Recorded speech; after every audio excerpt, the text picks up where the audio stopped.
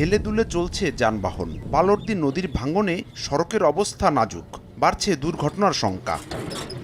মাদারীপুরের কালকিনি পৌরসভার ৬ নম্বর ওয়ার্ডের ফাঁসিয়াতলা হয়ে যাওয়া লক্ষ্মীপুর পখিরা সড়কটি নদী ভাঙনের কবলে। বেশ কিছু জায়গায় হয়েছে ব্যাপক ভাঙন, অথচ পাকা এই সড়ক দিয়ে প্রতিদিন ১০টি গ্রামের মানুষের যাতায়াত। প্রায় বন্ধ এখন যান চলাচল, পায়ে হেঁটে অনেকে করছেন যাতায়াত। স্থানীয়দের অভিযোগ, নদী থেকে অবৈধভাবে বালু উত্তোলনের ফলে দেখা দিয়েছে সড়কে ভাঙন।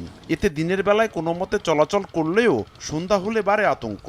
সড়কটি দিয়ে যাতায়াতে ভোগান্তিতে স্কুল কলেজের শিক্ষার্থী ও উপজেলা স্বাস্থ্য কমপ্লেক্সে নেয়া রোগী ও স্বজনরা। বিকল্প পথ ঘুরে যেতে পাড়ি দিতে হয় আরও ৭ কিলোমিটার। এতে দুর্ভোগের শেষ নেই চলাচলকারীদের।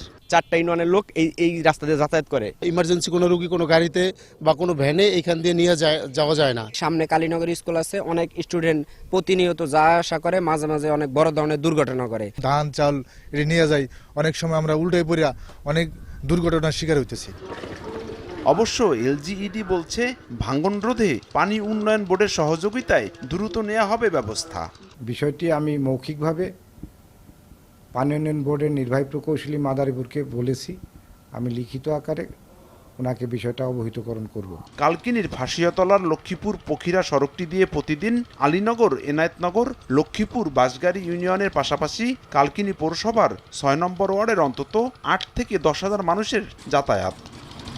পালর্দি নদীর ভাঙনে বিলীন এখানকার অন্তত ৫০০ মিটার সড়ক।